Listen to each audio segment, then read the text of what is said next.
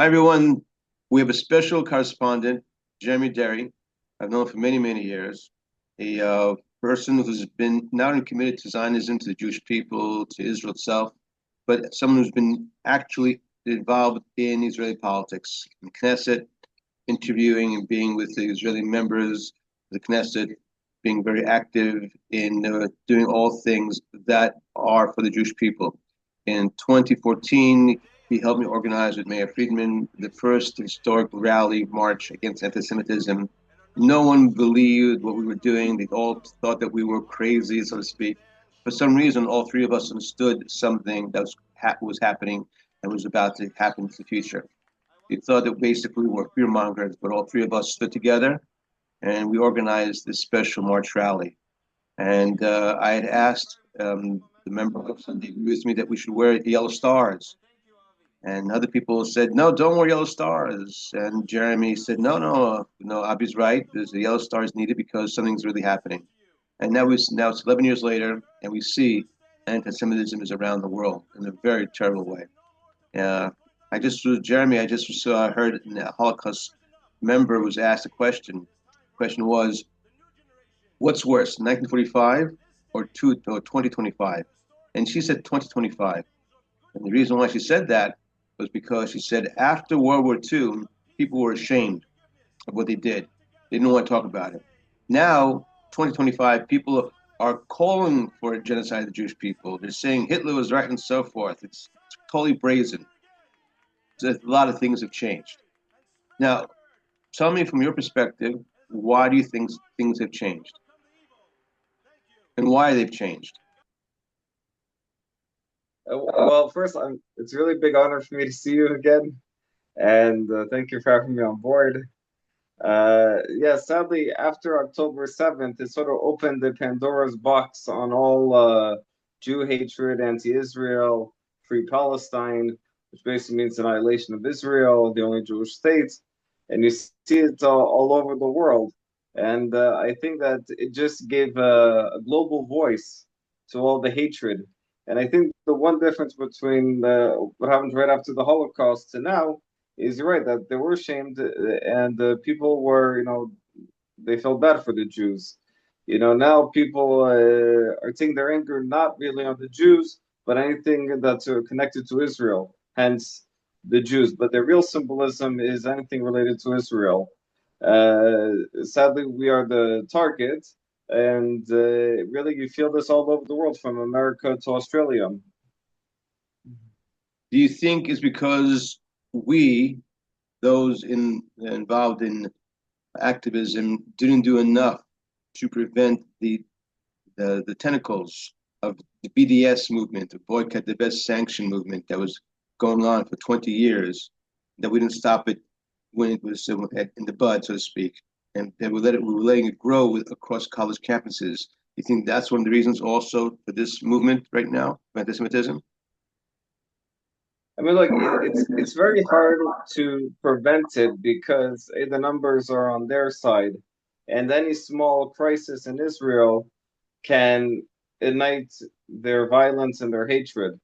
But their hatred is not based upon any logic or facts. It's based upon a distorted view of a situation that they blame Israel for, and hence the Jews because it's our homeland.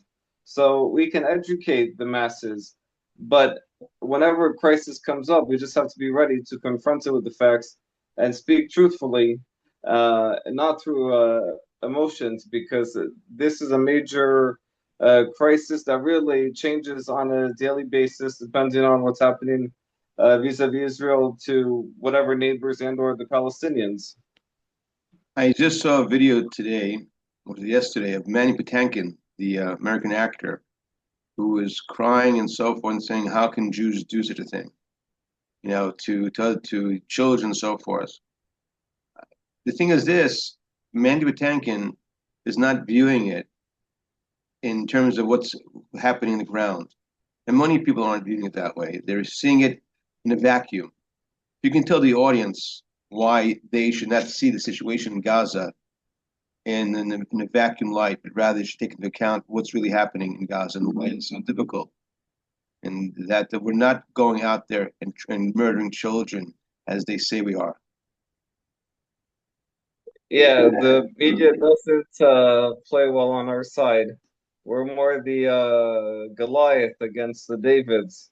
But what the media and the outside world doesn't realize is that they are the Goliath and we are the Davids. Why? Not because Gaza is small or we're stronger militarily, but because there's not one Hamas movement in Gaza. There's, you could say, a Hamas movement on every area of each of all the borders surrounding Israel.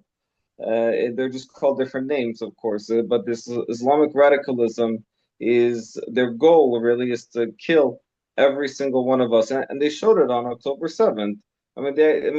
People said they were even more cruel than the Nazis. That they actually filmed the barbarism that they did, putting babies in ovens, mutilating bodies, raping women, and they say it loudly and proudly. It's not like they're hiding it, but sadly, the media focuses on civilians' home that we bomb in Gaza because the Hamas hides in civilian territory, hoping that the media will focus on it, blame us for it, and we become the monsters of the world. Yes. Now, do you think because of the situation in Gaza, would there, or do you think that there is another way that we could have fought in Gaza without having the children being killed? Or that's the only way one could do it militarily? I mean, what Israel is doing now is that they were trying, and they've done before as well, is that we're making a humanitarian corridors for people to go to when we're providing humanitarian aid. And the problem is that each time we do something with a kind heart, Hamas hijacks it and uses even medical facilities to commit horrors, even among the Palestinians. I mean, if people want to free Palestine, they should all support us taking out Hamas. Because we're trying to whatever humanely possible to limit the suffering of the poor Palestinians.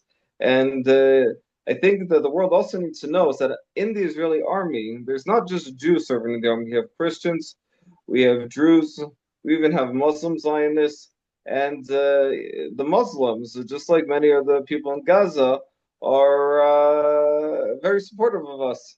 They're very proud of being Israelis, they're proud of serving in the army, and they're proud of taking out the Hamas, whatever it comes. Because we know that if we did not have weapons, October 7th would not have just been in the south, but it would have been the entire country. And that would have been a major genocide because they did not make a difference between civilians, babies, women, or anything. They just killed whatever they saw. We at least are trying to kill just the terrorists. Problems that the terrorists are playing dirty and they're hiding among their population. The people you've talked to in the Knesset and the other connections that you have, is if you've seen that there's any other way militarily that's probably could be taken care of without having the collateral damage done to civilians, or is because of the way the terrorists are so embedded in Gaza, there's just no other way to do it. Really, there is no other way to do it. I mean, the one thing that we can do to avoid civilian casualties is to do the Air Force. I mean, rely only on the Air Force and not ground forces, and literally barge into houses and shoot everyone. And what we do with the Air Force is that they put like a knock on the door, like a little small explosive to alert the civilians that there's a bomb on the way, so they can get out, and then we bomb the area if we see a terrorist within them. But there is a alert right before, and that is a way that we can limit the civilian casualties. Except the only way to really root out the Hamas, since they're literally everywhere, even underground. Hence, when I'm assuming all of the hostages are we have to use the soldiers to literally root them out and kill them or detain them for information. So, am I right then when you're saying that the way the Hamas has arranged their people within Gaza and the way they're placed among civilians, and you can't tell who's civilian, not civilian, that collateral damage will be done no matter what. It's like an example, if someone hijacks an ambulance, terrorist hijacks an Mhm. ambulance, and you're trying to, and the terrorist is shooting from the ambulance. and the patient is in the ambulance. So there's no other way to take out the terrorists without having maybe collateral damage to the patient in the ambulance. Is that a right analogy? What do you think? Right. I mean, but we do target only if we see an armed civilian who may pose a security threat. By the way, that also includes, which is a major hot topic, is the Israeli forces killing journalists. But the problem is that these are not real, honorable journalists. They're Hamas members disguised as journalists or trying to report based upon what the Hamas dictates to them. I mean, it's a dictatorship in Gaza, and it's either the Hamas way or no way. So we have been killing the Hamas members who have been aiding Hamas, who have, by the way, some of them even held hostages in their own houses. And the world should not forget this war can end very simply and very easily. Return the 50 hostages, and the war is over. But sadly, Hamas refuses to do a basic humanitarian gesture, and these are innocent civilians that were taken from their homes. Many of them before were women and children. All the women were released as part of the hostage negotiations, but we still have 20 hostage members supposedly alive, 30 dead bodies, and they even the bodies deserve a proper burial. So the Hamas can easily end this war, but they choose not to because they want the destruction of Gaza. In your understanding of history and political history, do you know any other nation that would have tolerated such a thing? No, I mean, look, like I always tell people that Israel has the means to destroy the entire Gaza Strip overnight. This has been lasting over a year, 650 days. Um, we are doing this because we don't want to commit genocide. We don't want to hurt innocent Palestinians. We do want our hostages back. And by the way, if October 7th happened on any foreign country soil, the country that committed this atrocity would have been wiped out the next day, with no repercussions to civilians. So, a it's also, by the way, we're a very, very moral army. Commanders teach their soldiers, and preach morality to the soldiers and what to do and what not to do. And if a soldier misbehaves in the field, which sometimes can happen, there is a severe punishment. Um, there is no severe punishment when it comes to Hamas and beheading babies. Very, very good point. I myself was in a funeral where soldiers, because they obeyed the Israeli moral standards, the soldiers gave up their lives rather than having children, Gazan children, Palestinian children be killed in the crossfire. So the fact that these young soldiers, 18, 19-year-olds, give up their lives just shows you really how moral the army really is, as you mentioned. On a different topic, can you report anything to us that's right now happening in Israeli politics and the Knesset that you think is on the horizon that is going to become news that we should understand either domestically or internationally that you find to be quite, so to speak, new that's to the Israeli public, the Jewish public? Yeah, well, I mean, it's very interesting times politically too, because all the religious parties within the coalition have decided to leave the coalition due to the draft enlistment among the ultra-religious Jews who wish to study Torah and not do the mandatory military service because they believe their service to the nation is by studying and educating Torah and being religious warriors instead of physical warriors. And so there's a very big legal battle in the Knesset grounds about, when to enlist them, how to enlist them, should they be enlisted, and they're trying to protest. The Israeli society is really trying to integrate them as much as possible. And but there has been pushback now. All of the religious political parties have resigned from the coalition. Bibi's Netanyahu, the prime minister's coalition, is still intact. They just have a minority government, which means that all votes count and they don't have a majority anymore. But Netanyahu and his political partners have to be careful. But we never know. There could be some center parties that might join the government, especially if there's a state of emergency, like during COVID times when Benny Gantz, the Blue and White Party, joined Netanyahu because of Corona and the whole shutdown of the country and well, globally too. Yeah, so two things. You mentioned before religious warrior.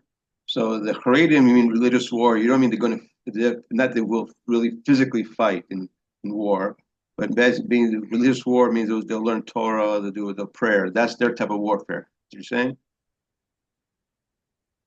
Right. Now, I mean, their warfare is not warfare. I mean, it's praying to God, asking God for protection, keeping the divine protection over the land of Israel.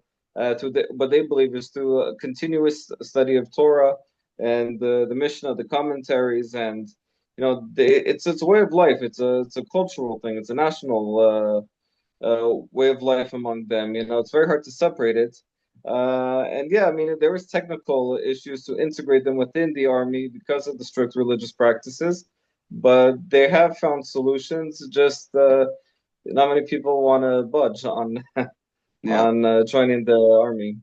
Okay, so just want to clarify for the audience, when you meant religious war, you don't mean actual physical religion, like a religious jihad, like the way the Muslims do, or the Christians used to do in the Crusades, but you're basically saying religious war through prayer and learning and so forth. In other words, it's a defensive war through spirituality. Nothing actually, no one carrying a gun, no going to a tank and so forth. Now, the fact that now Bibi doesn't have the majority anymore, the religious parties have left. What can he do politically? Does he have any power to do anything? Will be able? Is it a lame government? Can he do any type of legislation, or basically he has to realign the parties that he does have, and like you said, bring in other parties to expand the power of the government? Just now, whenever they want to pass a legislation, everyone has to be on the floor and vote because all votes count now. That's how tight the coalition is because it's not become a minority, not a majority. But usually when there is a security crisis, they do bring other political parties involved to strengthen the coalition. But as of right now, his coalition is fine. It's safe. Just that in order to pass certain laws, they would just have to make sure everyone is voting. How many members are there right now in the coalition? It's 120 if I'm correct. 120 in the coalition itself. And how many and he needs to have a majority, 61 majority? Right, right, right. Okay, so now with the coalition basically is a more right wing, the centrist, or it's definitely not left. Right. It's a right wing government. It's a very right wing, um, composed of the Likud and different national parties. But the religious parties have left the coalition now, which about two or three of them, the Shas, Degel HaTorah, so they have left the coalition in protest, uh, and we'll see if there'll be some center parties that might join, such as Benny Gantz, which is usually the one that joins, in terms of crisis. I mean, Which the problem right now is that we're dealing with, none of the wars have ended. It's more like quiet before the storm because the Gaza front they're trying to do a ceasefire. Lebanon front there's a ceasefire, but Israel's constantly bombing Lebanon. The Hezbollah assets to make sure Hezbollah doesn't re-strengthen. Syria yesterday they tried to massacre the Druze who are many of the family members in Israel proper in the north. Jordan is always tedious with the militants trying to uh, shake the fragile peace treaty. And Iran and Iraq are, the Iranian puppets, and Iran is threatening revenge for what we did during the 12-day war. So on every single front, none of it is like peaceful and quiet. So we're in an eight-front war, and not including Yemen, which the Houthis shoot rockets into Israel at least every other day, including last night, where they tried to shoot into Dimona, where's the so-called nuclear reactor in Israel in the south. I want, So we do need a stable coalition and a strong coalition because our enemies are still trying to kill us. I understand. Just our last question for today's segment. And now, in terms of the coalition itself, do you see from what you've talked to the people you've talked to, is there a way to get back the religious parties back in coalition, or is that just too late? Is that just a bridge that cannot be crossed? I heard it's a pressure tactic that they did to leave the coalition, and I do believe that if the Likud party can make a flexible a legal bill to allow the religious students, to stay in the yeshiva for a certain amount of period and continue studying with no penalties. There is a way to entice them. The religious parties also know that Netanyahu is the strongest figure out of all in the entire political spectrum, and he also has a great relationship with the U.S. President Donald Trump, and we really need Trump's support. And they know that Bibi has that special touch with him. So, we need to ensure that under Bibi, his coalition can thrive and strengthen because, there's a lot going on, and besides the internal politics. You're wonderful. Thank you so much today for your correspondence, for your intake, your analysis. I look forward to our next meeting. Okay. It's an honor and pleasure. Thank I you. definitely do.